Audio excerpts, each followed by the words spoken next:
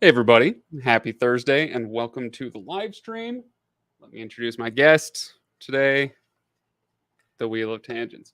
Not only is it the Wheel of Tangents, but it's like the real Wheel of Tangents. We've got the newfangled one, and that's great, but I think this is the one that really counts.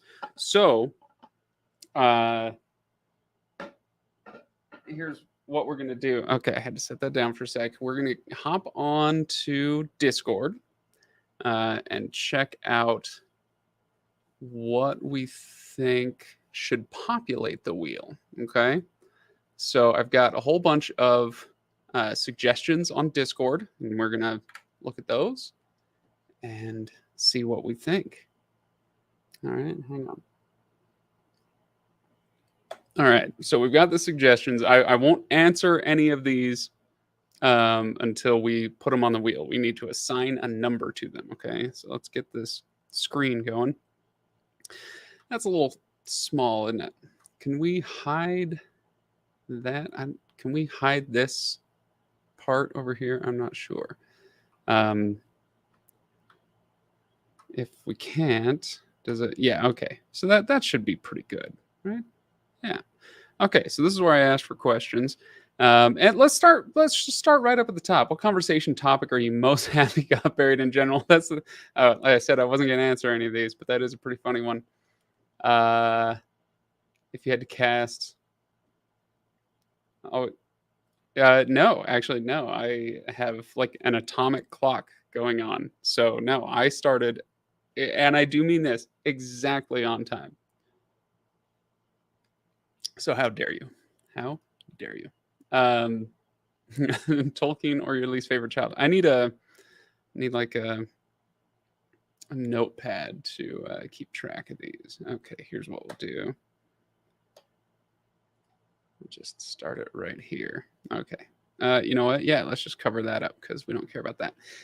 Okay, so we need 1 through 8.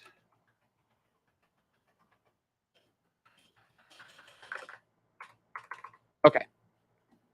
Number 1, I do I do like this. What conversation topic are you most happy got buried in general? Okay. Okay. Get rid of that. Oh, but we do want to mark who it was. Okay.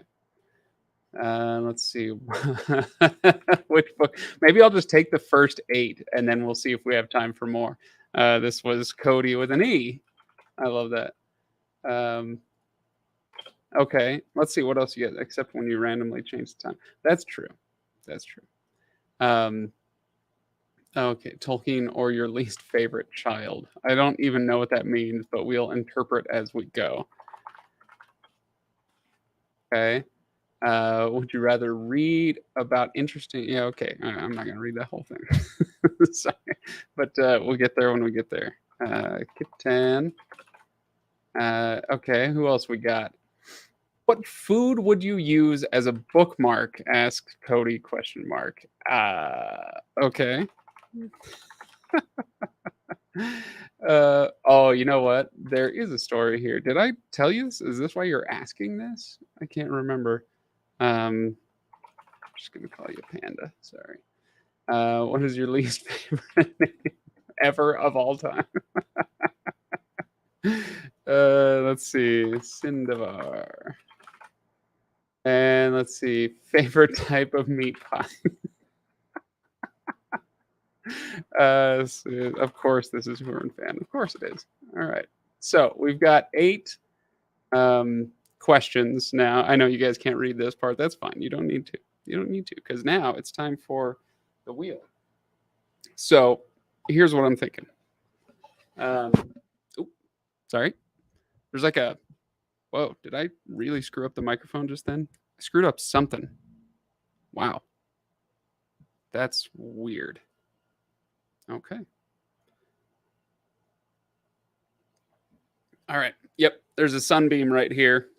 I'm going to spin the wheel, and whatever the sunbeam is touching, but this won't work the whole broadcast, but Number 4. Can you guys still hear me? Let me know if you can still hear me. I hit the mic pretty hard with the wheel. That was number 4. Okay, well, yeah. Let me know if let me know if you can hear me. We're going to do the positive version of this. Let me know if you can. Somebody type it out, okay? And if you can't hear me, okay, you do hear me. All right, it was number 4. All right, we're going to set this right here. Okay. Number 4 is from Kiptan. Okay. Oh, no. Yeah. In fact, let's go ahead and pull that screen back up. That was from Kiptan. Would you rather read about interesting characters who cause revulsion through their actions, or, boring characters who could best be described as having the uniqueness of American cheese? First of all, I'm going to quibble with the premise of your question, Kip. Maybe in a second. Where's the snazzy wheel? We're not using the snazzy wheel today. It's just me. And I am not snazzy. Snazzy. You can only do that if you feel snazzy on the inside. When I have guests on, when we're doing a con, the cool wheel comes out. But you know what? I like this old wheel. I like it's a piece of garbage. It's literally a lazy Susan from IKEA, and I don't care. It has served us well, and it's it's an institution. So you can't just let it die. All right. Okay. Yeah, that's right. So I was going to take issue with Kip's framing here, because the thing about American cheese is that you don't have to like it. That's fine. You don't have to like it, but it is unique. There isn't another cheese like it. You might think of it as bland or uninteresting because you have come across it so much, but I assure you, it is highly unique. I've never come across a cheese that melts as well. There's a reason that McDonald's puts it on its hamburgers, et cetera, et cetera. So you can crap on American cheese all you want, but it has its place in the world. I'm not saying it's the best cheese, okay? Just saying.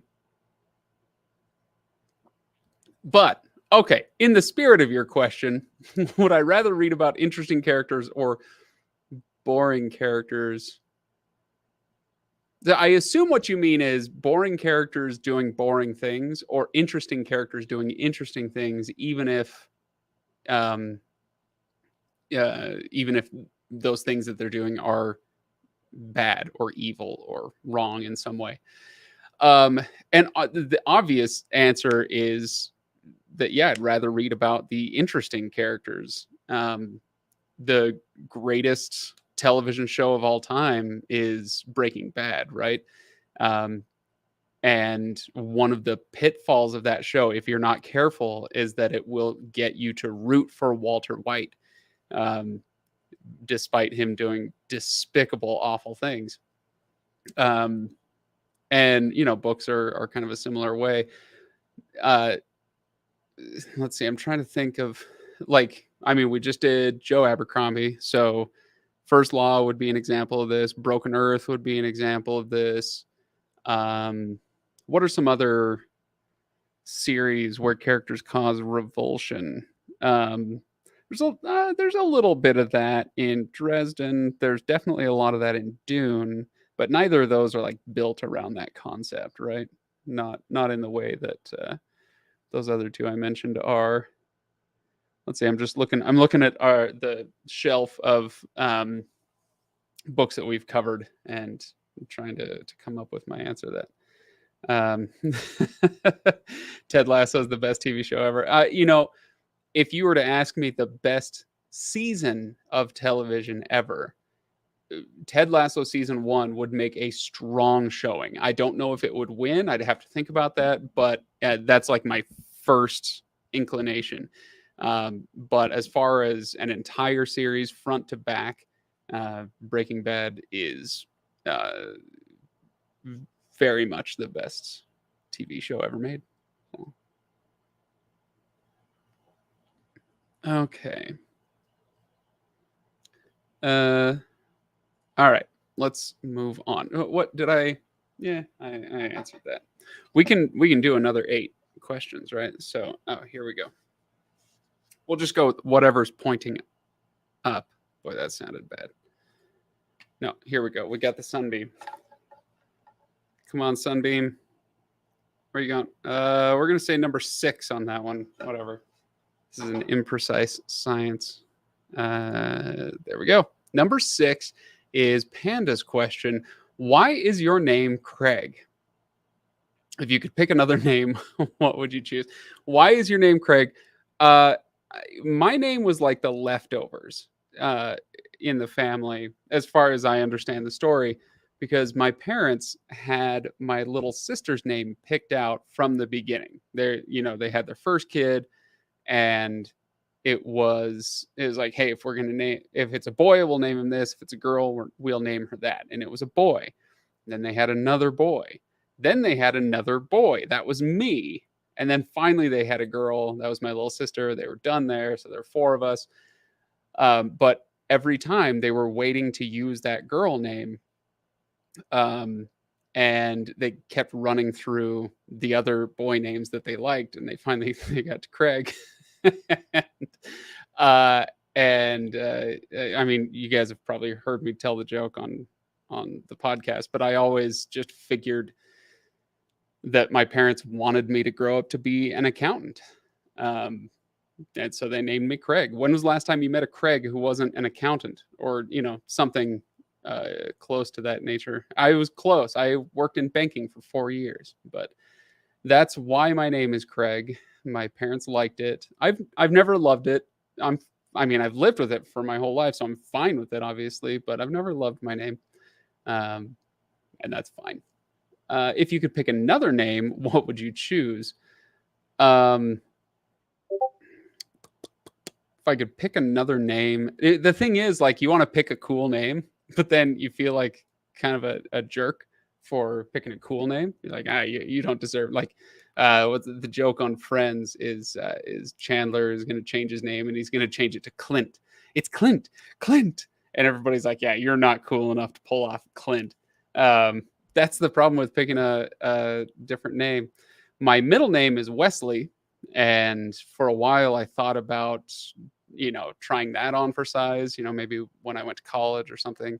But my oldest brother had a kid and named him Wesley. So that kind of foreclosed on that. Anyway, Hanks. Let's see.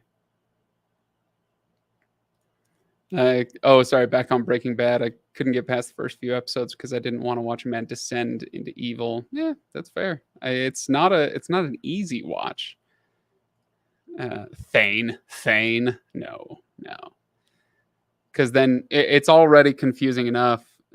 People think I'm making this up, but I will often, especially in high school, when more people used my last name, addressed me by my last name. But somebody, down the hall would say thanks and turn around. What?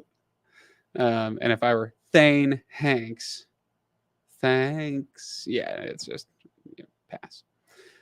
Wesley fits you so much better. Possibly. I feel like if I wanted to go by Wes, I'd have to get like really jacked because I've known 3 Wes's in my life that I can think of, and they were all just like super jacked.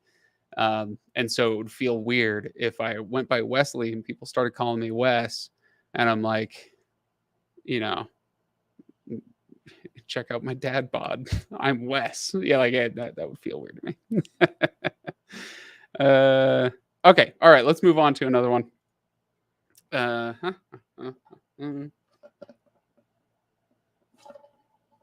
Okay. Oh, sorry, that's not very. Whatever. Pointing up, that's 8.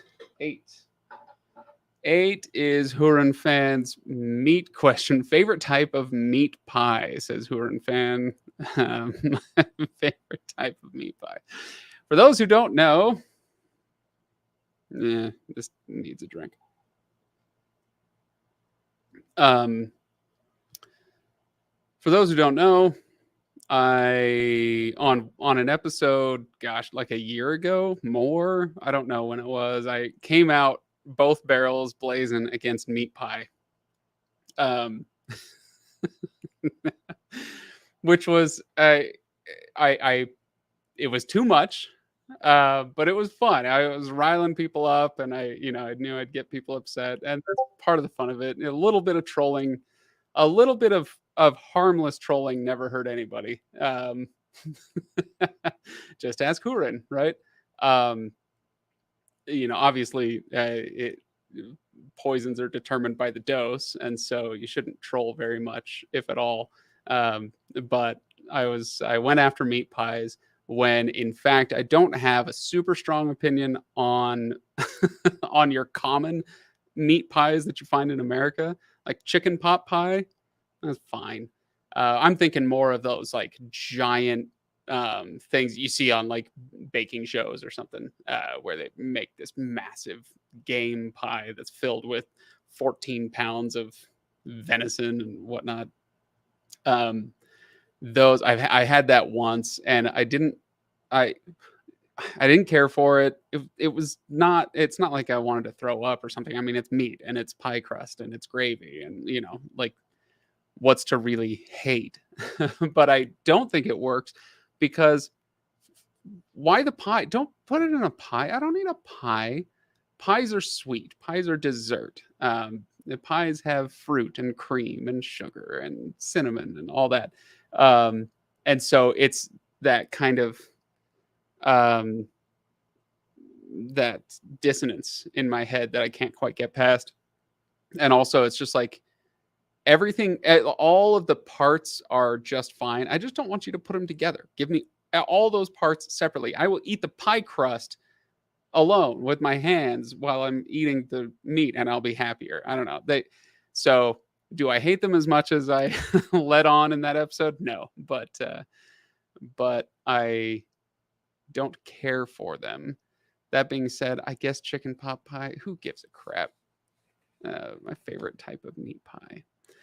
Shepherd's pie is a little different. It does include meat, but I don't think of it as a meat pie, in part because shepherd's pie is often like it might have a crust on the bottom, but it's not crusted over on the top, right? You put the potatoes on the top and maybe the onion bits or something like that. But shepherd's pie is not made as a pie. It's more of a casserole, right? At least that's my understanding of it. There are going to be some shepherd's pie enthusiasts out there who are like, no, the only way to make it is with a pie crust with the thing over the top and the what. I don't care. That's just how I always had it. Okay, let's do another one. Yeah, I keep forgetting. You guys can't really see that. Okay. Number one. Okay. Number one is Cody ? Oh wait, I missed one. Oh, sorry. This is the wrong. Till death do us blart. That's whatever that means. I don't know what that means, you guys. Is that a Paul Blart Mall Cop reference? What conversation topic are you most happy got buried in general? I have no idea, because I don't spend a ton of time on Discord at all. And when I am on Discord, I pop in every day. I'm here every day in Discord, but that doesn't mean I spend a lot of time in it. But the channels I do spend time in, you can see the ones I don't have muted. So episode discussions, patrons, and then Tolkien are the ones I spend the most time in. So general chat, if the question is what conversation topic am I most happy got buried in general, I have no idea, because I don't follow the general chat. It's too much for me. I know that people thrive on this stuff. People thrive on that kind of constant general chat feel. Not quite my bag. So whatever. Uh-oh. Alex was late. I already got to his question. Too bad. You'll have to have somebody else fill you in. Okay. Let's do another one. Okay. Whatever the light touches shall be respun. We'll get through a few of these, repopulate the board. Number two. Okay, number 2 is from Cody question mark. Why am I am really messing this up. Whatever. Number 2 is this one from Cody. If you had to cast Lord of the Rings characters as Avengers, who would be who? I think I missed this one when I was copy pasting, but we'll go ahead and answer it anyway. Maybe I'll recommend, or I'll do both of these. Oh, sorry, you guys couldn't see that. I skipped this one when I was copy pasting, but we'll go ahead and answer it. If you had to cast Lord of the Rings characters as Avengers, who would be who? Now I got to think of the Avengers. You know what? Let's go ahead and pull up the Avengers. We're gonna do like find one of the posters or something so I can remember who they all are. Ah, jeez. You know what? We'll stick with like the first Avengers movie because things got out of control by the time we got to Endgame. So I might not be able to figure it out with that many. But I just want the regular Avengers. Okay, there we go. All right. Okay, so there's our Avengers. We've got 1, 2, 3, 4, 5, 6, 7. That'll do. You know, Merry and Pippin they're I don't know. They'll come along later by the time we get to Endgame. Let's see. Legolas equals Hawkeye, obviously. That is fair. It's a little on the nose, but you know what? That works. Nick Fury clearly would be Gandalf. I'm a little bit torn. I'm gonna go with Boromir as the Hulk. Gimli will be Thor. Frodo will be Captain America. Aragorn will be Iron Man. And then that leaves Samwise as Black Widow. Hand-to-hand combat. Sure. Because Sam kind of fits better as Captain America, doesn't he? And who did I have as Captain? Frodo. So Frodo would be Black Widow. Sure. You got to be stealthy. Got to make your way into Mordor. Eowyn equals Black Widow. Well, the thing is, we're talking about the Fellowship.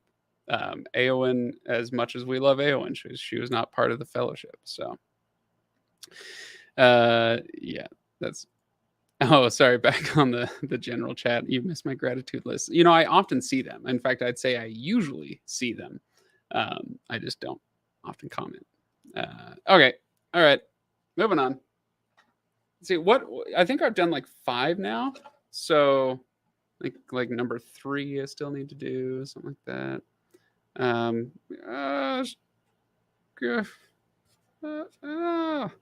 Number 7. Yeah, sure. Number 7. I don't know. This is all messed up anyway. So 1, 2, 3, 4, 5, 6, 7. We did that one. What's your least favorite name of all time, and why is it Ryan?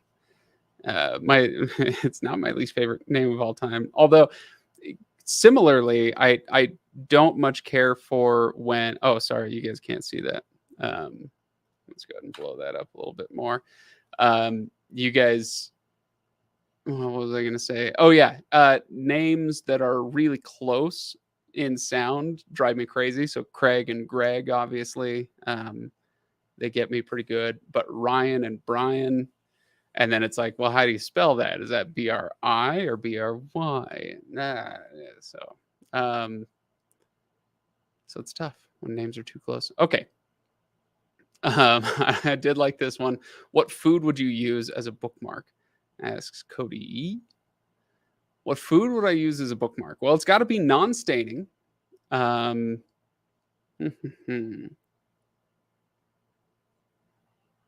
Let's see. So obviously nothing meat based. We want something that is not oily to the extent possible. Something dried. Ooh, ooh, ooh. Okay, I'm gonna go outside the box here. What food would I use as a bookmark? Dandelions. So dandelions are absolutely food. Potentially, not a lot of people eat them these days, but you can. Dandelion soup. Um, I've had dandelion beer. Um, just there's a lot of stuff you can do with dandelions. And so if I had a pressing book, one that I didn't care about as much, mark up the pages and stuff, press a few dandelions and then use those as bookmarks in other books. That's my point. That's why you have a pressing book. So you press it, dry it out, and then go ahead and do that. Sage leaf could work. Like, you know what? You go into your kitchen cabinet and get some bay leaves. Bay leaves would work, right? There you go. See, Alex, I knew somebody would speak reason.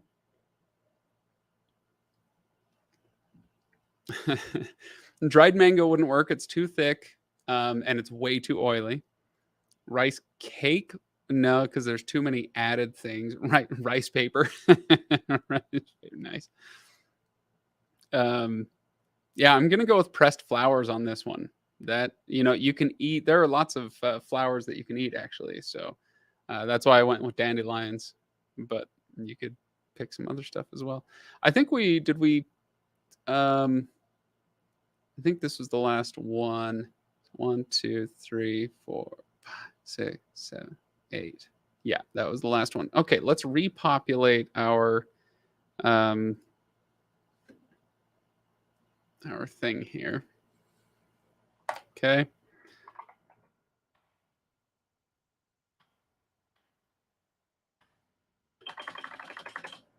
All right, here we go.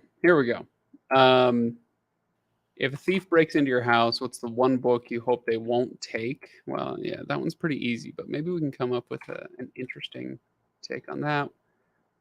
Would you color code your bookshelf? Question. Which fictional character do you want as a doctor? All right. Is this any fictional character? Does it have to be in sci-fi fantasy? Um, I think that's something else. Did we pass? Yeah, have we? Okay. Movie you hate that's most likely to get upset the largest amount of people. Okay, do we have two more? What dead author would you take on a date?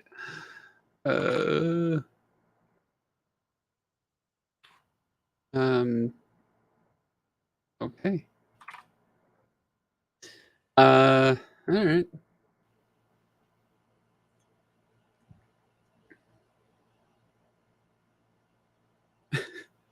Pressing would take forever and ruin pages. Yeah, exactly. Yeah, use your old AP Physics textbook. There you go. Perfect. And we solved it, guys. Okay, we'll do a few more of these. Let's see. Oops. Let's keep that back up there.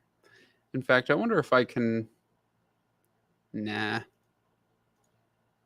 That's one thing about Notepad is you can't ever make the type bigger, can you? Unless you can, I don't know. But that's really not what it's for. Okay, whatever's pointing up is what we'll go with. We got number 8. Number 8. What paint color have you always wanted to paint a room but never had the right room or living situation for? So my favorite color of all time is purple. I love purple. I love so many different shades of purple.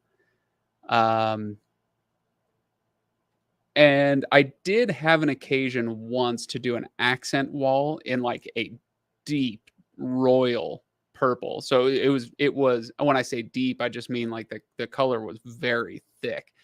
It wasn't washed out in the slightest. Um, and that accent wall was fabulous. I loved it. Um, but if I were to do a softer purple, something a little nicer, I could deal with that. 'Cause my house already, when we moved into this house that we live in now, um, our realtor was showing us around, and I called it grandparent chic, and she laughed her head off and said, "Yeah, I'm going to use that because it's a total like grandma's house type of place." Um, the basement has low ceilings, and it just kind of had that grandparent smell and all that. Not the smell of grandparents, but the smell of a grandparent's house. Those older houses that are about 70, 80 years old. Um, and so when we're talking about different shades of purple, I could do like a lilac, something very soft, very light, and it would go great in my grandparent chic house, right? Maybe like a bathroom in lilac with slightly darker purple stripes or something, going up and down the walls. I don't know, something ridiculous. I just love purple. Um, yeah, the royal purple wall. I wonder if I could. I can't find them fast enough, but I'm sure I have some pictures floating around somewhere of that purple wall, and we did it really well. It was like the kind of in the middle of the living room, this little wall that jutted out, kind of fireplace mantle spot style. Um, and we did it really well. We contacted the landlord when we were moving out, and we said, "Hey, we did this to the wall. Do you want us to paint it over or leave it?" And initially, they were like, "Wow, that's actually a great color. Leave it." And then, like 2 days before we moved out, we got a call. Nah, never mind. You got to paint over it. So we had to get rid of the purple wall. Um, ooh, black. I'm lightly obsessed with black accent walls, but would never do it. Why not? Why not? Um, so this studio, I mean, right now I've got the lights on it, so it looks purple and blue, but the walls, you guys might know if you watched enough of the videos, are gray. Um, and the walls I did in a very dark gray, and then the ceiling I did in a lighter gray. But the type of paint that I got um, was like ultra matte. So there's no shine to it at all. There's nothing that will reflect. And the whole idea behind that is just kind of controlling the lighting in this room, um, which then I realized got, well, it didn't work out because of the windows and the west facing wall. And yeah, it didn't work out that way. But I got pretty close to black, I guess, with this dark gray. Not that close, but I would do black. That would be cool. Okay, let's do another one.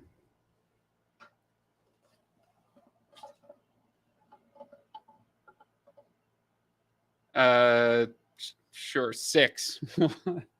Tie goes to the even number. I don't know. Okay, number 6 would be the movie one. The movie you hate that's most likely going to upset the largest amount of people. The movie I hate, it's going to upset the largest amount of people.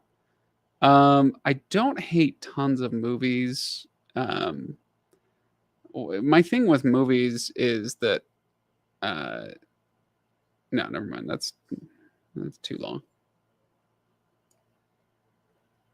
Um, I will, even if I have a strong opinion about something, I can usually find the merit in it. Like I did not enjoy going through the First Law, as most of you guys know, but um, but I could recognize the merit in it. And I understood why people like it. It just wasn't for me, right? And that's kind of how I approach movies most of the time.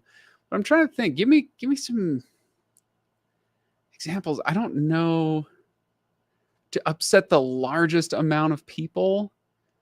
Uh I don't know about that. I don't care for the what's the uh Greta Gerwig did Little Women, and I didn't really care. I liked a lot of the performances in it. It was fine. I sat through it, but I didn't care. I didn't hate it though. It was fine. Um anyway.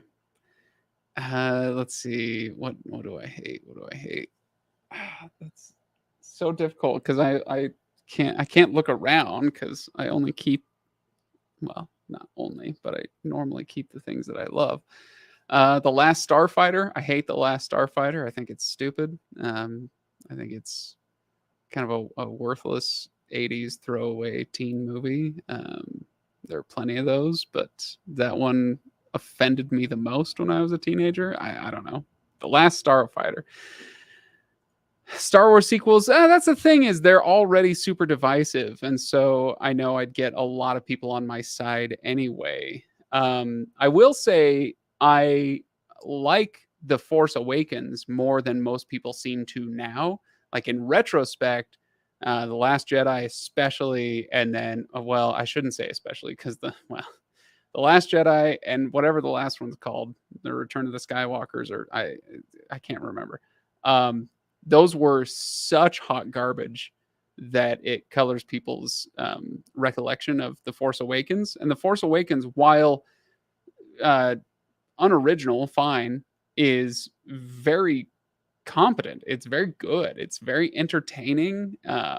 It's got the right balance in my mind of action and humor and drama. Um, and yeah, just a really solid movie. So I could do a lot more of movies that I like that that would tick people off, perhaps. But yeah, there you go. The Force Awakens was totally fine. That's a great way to put it. I probably liked it more than totally fine, um, but yeah, that's an absolutely fair descriptor. Uh, but yeah, the opposite way. Hooran fans should have gone the opposite way with that one and asked me what I love that would piss people off. All right, let's see what else we got here. Oh, 6. That's the one I just did. So we'll do 7, right? Is that right? Yep. 7. What dead author would you take on a date? What dead author would I take on a date? I don't. Okay. Thing is, until the last couple of generations, writing was unfortunately mostly a man's game, right? You definitely have your standouts. You've got your Brontes, you've got your Mary Shelleys, but then they definitely got elbowed out by the dudes in the room. Women, women for the most part, and not men, right? So when we're talking about dead authors, I don't know if I know enough and know enough about them to gauge, because like, oh, what's um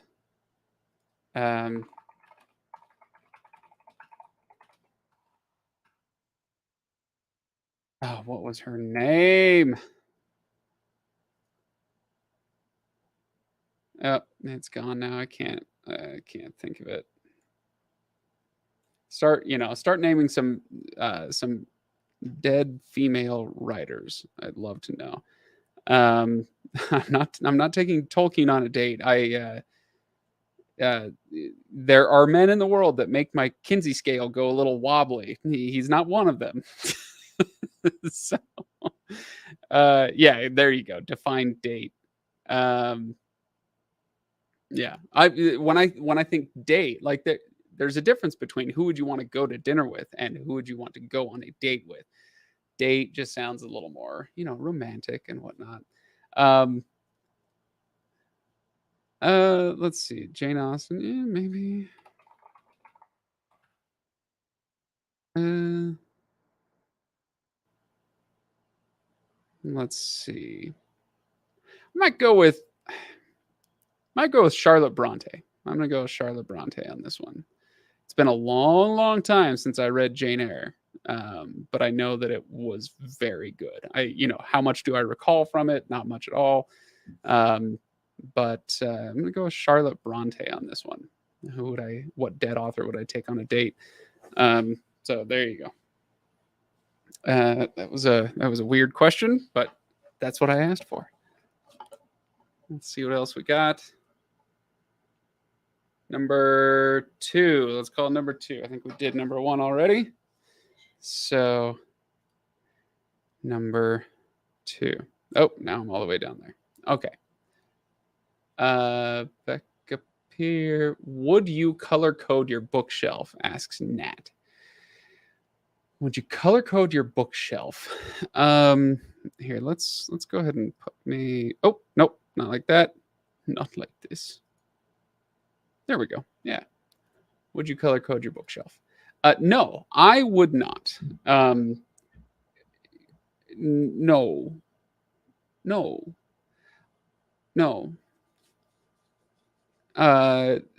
No. I think it's a terrible idea. I've seen there's all the Instagram posts and whatnot of, people really dressing up their house, and they want that minimalist look. And so they color code their bookshelves. And some even go so far as to make a bajillion, like covers for their book covers that they can wrap their books in so that the color is just right. No, hard pass. Sarah has actually done this. My wife has a shelf in the house, 2 shelves actually in the living room that are color coded. Those are her books. Those are her shelves, so she gets to do what she wants with them. She doesn't have as many books as I do, and so it's maybe a little less obtrusive to have it color coded, or it's less inconvenient, because if you want to find a book, well, you've only got a couple of shelves to look through, and you have an idea of where it probably is, so you can find it. But what it does is she loves the Hunger Games trilogy, and they all have different color covers, right? I mean, same with Lord of the Rings and whatnot. But all of those Hunger Game books are in different places on the shelf. No, that is, first of all, that's a no-no. And then also, I just love, like, let me see if I can actually turn this off for a second. Yeah, you can see the shelves behind me. I love the chaos of that kind of riot of color on the shelves. Let's see if I can, blow that up a little bit so you can see it better. I mean, you guys have seen my shelves. I love that kind of chaos. Oh, there it goes. Is it gonna work? Yeah, that's as far as I can go. You can see what a mess my studio is right now. That's all right. It's a working studio. They're meant to be messy. They kind of have to be messy. So the correct response. Yeah. Let's see. Ending of Jane Eyre. It was a very high moment. Very fast, very moving, searingly memorable. There you go. That's a good way to describe Jane Eyre. Let me put myself back on here. Walt Whitman. I don't know, like, putting aside the question of Walt was gay, wasn't he? I can't remember. Putting aside the question of my sexuality, Walt Whitman seems like he'd be a real handful, emotionally speaking. I don't know that for sure. I'm basing this only on the poems of his that I've read. Not like I've read his entire oeuvre, but yeah, he seems like he'd be a real handful to date. So, let's see. I need my shelves organized by genre, height, and how I feel about the books. Oh, wow. Okay. I will say the reason I've got some books set where they are is for video purposes. So, like, showing Wheel of Time and Brandon Sanderson and Tolkien, making sure that those show up on the shelves in a video. Is it important? Not really, but it's a consideration. So Let's see. How do I do it? Not by author. So people are doing it by let's see. Correct answer is by author. Yeah, I do mine similarly to how you'd find in a bookstore or a library or something. First by genre, then by author when I'm doing it like just for myself. Like, this is set dressing as much as anything. And so it's not necessarily as rigid as all that. Let's see. Author within genre. Oh yeah, there you go. Walt was definitely queer. Okay. I don't like chaos, but I don't. I also don't like sterility. That's fair. Um, I do feel like when it's books, it's not chaos anymore. Like it's confined chaos. It's organized chaos. Yeah, I'm not sure how to put it, but let's see. I used to do my books from favorite to least favorite. Nice.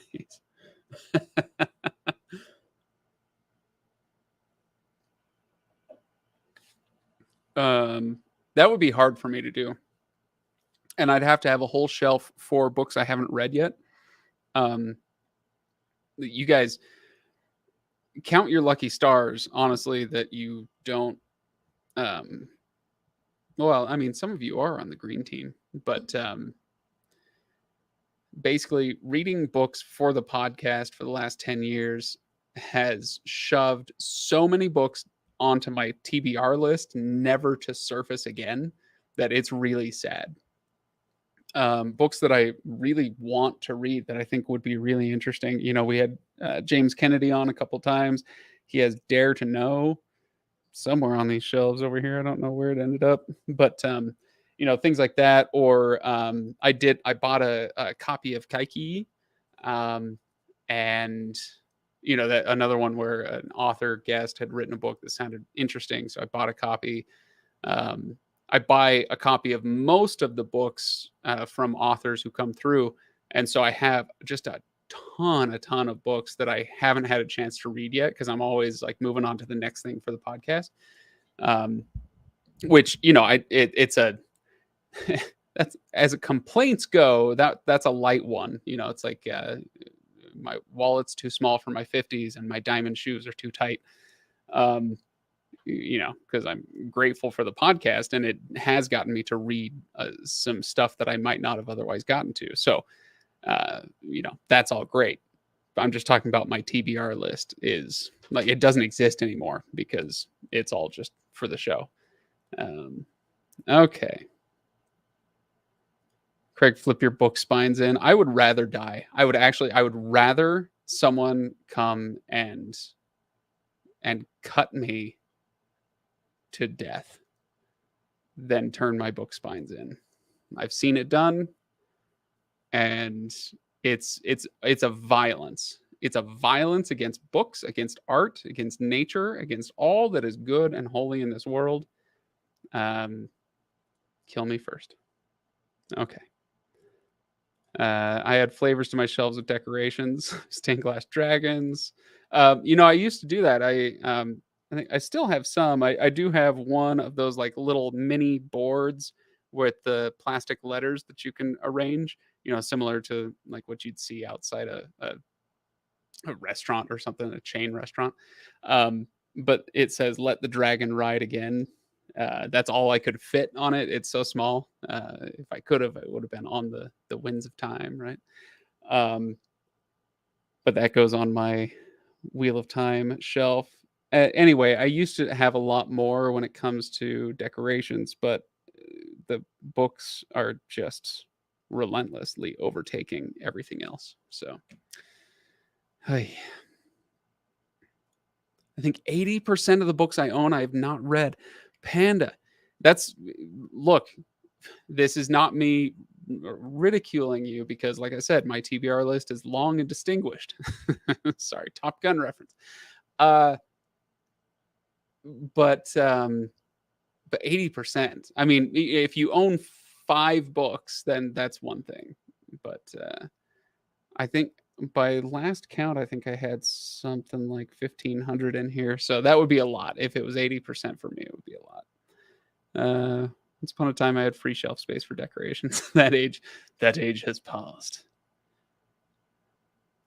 That's why I quit buying books I'm not recording on. The thing is, I will get to them eventually. You guys, I hate to break it to you, but the Legendarium won't last forever. Okay, it's like anything else that cannot last forever. One day it will end. And I kind of have like a shelf or at least a mental list of books that I'm really looking forward to reading. when I can just read whatever I want, whenever I want, at whatever speed I want. Oh, it's going to be glorious. It's going to be so good. And let's see. Okay. All right. Let's do another one. Okay. What's pointing up? We go with, we did that one. 4. Did I do 4? I don't think so. 4 is, yeah, this one right here from Jack. If fantasy and speculative fiction as a genre was erased from existence, what genre of books would the Legendarium podcast become about? What genre of books? What genre of books? Speculative fiction wipes out a ton. Basically anything that speculative fiction could be construed to mean simply fiction entirely, right? I know it's not quite, but like you could make that argument. But if, oh, sorry, yeah, I need to scroll down a little bit. But if it weren't speculative, there you go. If it weren't fantasy or spec fic, probably history. Yeah, I think probably history books. Because that is a huge genre. And I'm interested in a lot of historical stuff. So you guys remember when Brian McClellan came on and we did the Black Count, the story of Alexandre Dumas Sr. That was a really fun episode for me because it kind of scratched that history itch for me. But like, so it could be biographies, it could be ideas, it could be inventions, it could be political systems, it could be the history of the Roman Empire, the British Empire, the what's the name of the tribe that had the empire like down Texas way back in the day? It wasn't the Cherokees. It was, I can't remember who it was. Somebody tell me who it was. Anyway, but like, so the history of the rise and fall of certain empires and whatnot. That stuff really excites me quite a bit. So let's see. Yeah, I don't know. What do you guys think of that? History? Should we start doing history books? Okay, we'll do a couple more, and then I got to go make dinner for my kids. Because I'm a good dad, okay? I'm a good dad. I think we've already done these. Did we? All right, yeah, number 7. Let's just look at what we haven't done yet. No, we did 7. We did 8. Did 6. Number 5. Number 5. Here we go. Would you rather watch the Hobbit trilogy with someone who loves it, or Lord of the Rings with someone who can't stand it, with both people making comments throughout the viewing? So first of all, don't talk during my movie. The occasional witty aside, don't talk during my movie. If I'm at the theater, if I'm at home, you know, and like if we're doing it for that purpose, like how Ryan and I have done a few of those watch alongs, that's one thing. But yeah, okay. So, but taking this question, would you rather watch the Hobbit trilogy with somebody who loves it, Lord of the Rings with somebody who can't stand it? Basically, the question is, do you want to be on offense or defense? If I'm watching the Hobbit trilogy with somebody who loves it, You know what? I think I'd go with that one because I'm very good at offense, verbally speaking. I'm very offensive, one might say. Eh, I think I would be a little more inclined toward like charity, and if I had to, if we're keeping up constantly with each other, verbally sparring, then I'm in my comfort zone sparring about the Hobbit trilogy. Um, with the Lord of the Rings trilogy, I'd be on defense. They hate it, and I would get very frustrated every time they bring something up. Why don't the Eagles just drop it into and I could give them an explanation, but I don't love that as much. Honestly, I would probably go with the Hobbit trilogy and not do any verbal sparring. They love it. They want to talk through the whole thing. Great. I'll fall asleep. I'll check out. I'll start playing the theme to Bonanza in my head constantly. I don't care. Whatever. Um, but I'm gonna go with that one. So, uh, uh, uh, uh. Oh my gosh! I just looked at your guys' comments, and there are so many. Uh, uh, uh. Oh boy, never seen the Lord of the Rings movies. I can't decide if that means that you're very young or very old. It's one of those two. Maris feels like a very old name, right? Like a wizard name, the wizard Maris. Uh, but interesting. I'd rather watch The Hobbit with someone who loves it. That's the other thing is I used to be more contentious.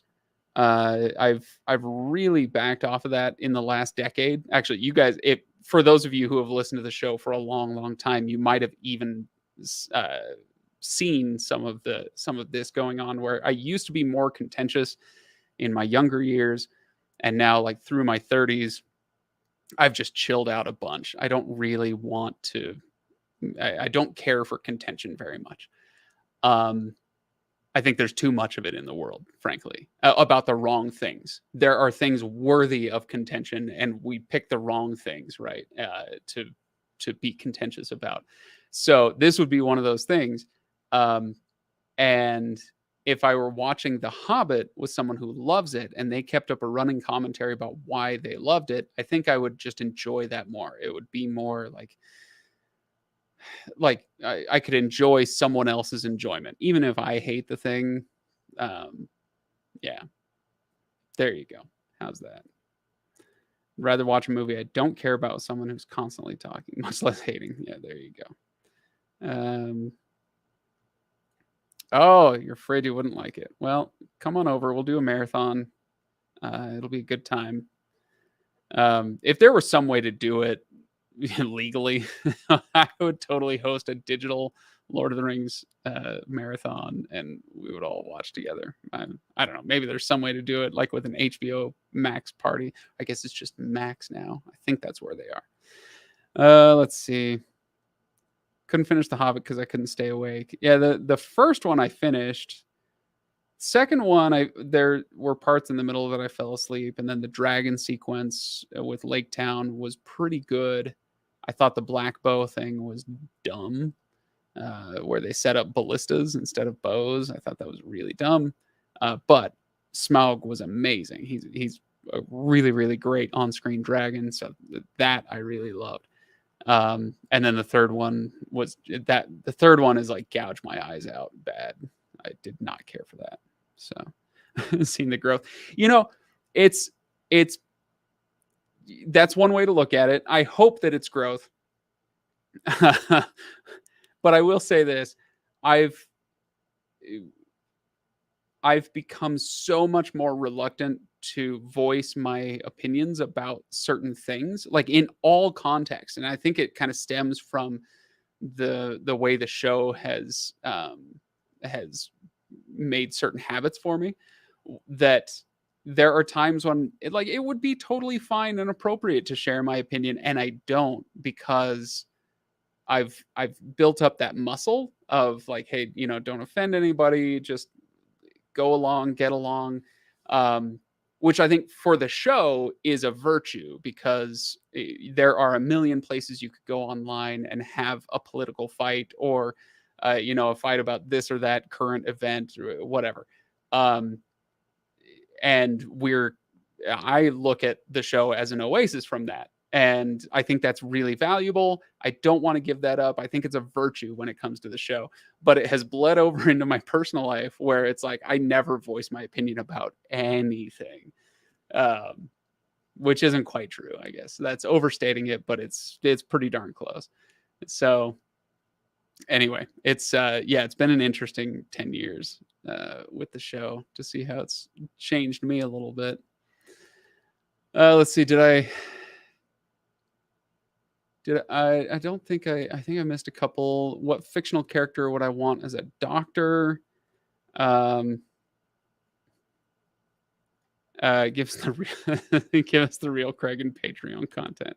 No, because then you'll all leave Patreon. Probably not, but no, it's I sorry, going back to that subject. This is another like good thing that does have some potentially negative consequences, but by and large, overall, it's a good thing. Because I have talked to so many people who have such different viewpoints than I do. I mean, from our standard panelists, Ryan, Todd, and Ken, there are three people right there who, as a rule, like with analysis and to some extent worldview, I couldn't disagree with more about so many things. But I love them anyway. Who cares? Megan, Stephanie, Kyle, lots of disagreements. Don't really care. Like I love them anyway. But and then that's not to mention all the author shelves and the interviews and whatnot, where people bring up stuff that maybe I haven't considered. Maybe it's slightly new to me, or it's just a slightly different angle on something that I thought about a lot. But it's totally valid almost all the time. And so with all of that, I've kind of now been cursed with like a whole bunch of like both sidesism, we'd call it, or whatever. I don't like the word empathy here, but maybe that's getting at it, being able to see something. It's the great, yeah, but thing. It's like, yeah, on the other hand, there you go. That's the phrase. On the other hand, I've got a whole lot of on the other hand. That muscle has been built up a ton from talking and listening to people on the show. So there you go. Okay, which fictional character would you want as a doctor? Does Doctor Who count? Because does he heal with the magic screwdriver? What's it called? The sonic screwdriver. That's what it is. The sonic screwdriver. So that would work. But honestly, I might, for this one, which fictional character would I want? I might go with Dr. Quinn, Medicine Woman, which I used to watch growing up, only because Jane Seymour is one of the most astoundingly beautiful women ever to grace any screen. And I wouldn't mind if she were my doctor, because she was obviously a very competent doctor. But also I could just stare at her while she's stitching up my owies or whatever. So yeah, there you go. Dr. Quinn. My goodness, Jane Seymour is a beautiful woman. So there you go. Nynaeve would be a good one. That's a solid choice. Solid choice.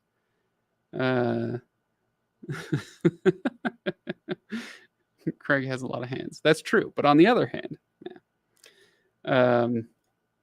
We watched different Dr. Quinn for different reasons. No, I mean, I was a kid at the time when Dr. Quinn, I think when was it on? Okay, we're looking up Dr. Quinn. Dr. Quinn, 1993, 6 seasons. So it would have been done by 98, 99.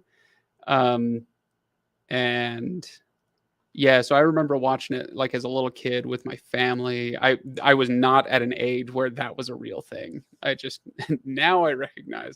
I can't remember what didn't she show up? I think she showed up on an episode of Star Trek, at some point, like, in the '70s or the '80s. I some sci-fi show. I can't remember what she was on. But it's just like she's drop dead gorgeous. But that doesn't even do justice to it. She's a goddess. Um, so there you go. Okay. Did I have one more? Let's see. Oh, if a thief breaks into your house, what's the one book you hope they won't take? My my own copy of The Lord of the Rings, the one that I've color coded and put notes in and all my cross references and whatnot. That's the one I hope they don't take. Um, I know that there are more valuable books in here, monetarily speaking. Um, but yeah, that's the one. I have. I worry enough about my books in here. By the way, that I don't think you guys can see this, but everything in this studio is on legs.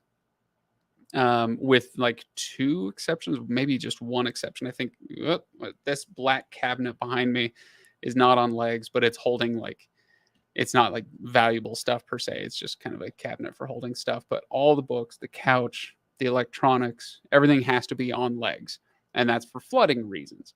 Because this is in the backyard, kind of at the bottom of a slight decline from the house, you know. So I worry about flooding, but also with fire, I have a smart fire smoke detector that will like make my phone go completely apeshit. Sorry, make my phone go crazy if it detects anything. And so wherever I am in the house or wherever, if some fire broke out somehow, then I would get notified immediately.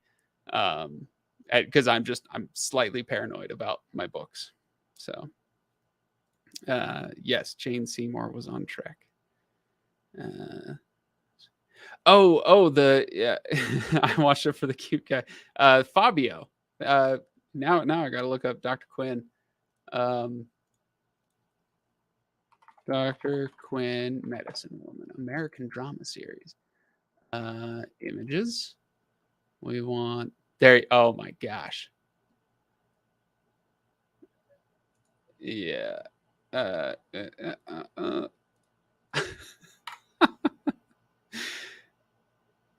Where is he? There he is. Yeah, this is the kind of TV couple that just makes you go, "Are you kidding me right now?" Fabio and the most beautiful woman alive. Yeah, thanks for that. Okay. Oh my gosh, it's been over an hour. I told my kids I was going to make them breakfast for dinner tonight, so I got to get inside and do that. Um, Look at you guys. Looking up Dr. Quinn is not where I thought this would go. That's the beauty of the live stream. I know that as we watch, there's usually like between 5 and 15 people at a time in the live streams. But like I know that a couple of hundred will come along later and at least pop in. And I'm always really sad that they don't get to see these little moments because I know they pop in and out. People pop in and out. But it's the Dr. Quinn moments that we're after with these. That's the one. Battlestar Galactica. That might have been the one I was thinking of. Anyway, it's these little moments. Thanks for the little moments, everybody. Enjoy your Fridays. Enjoy your weekends. I will see you all next week.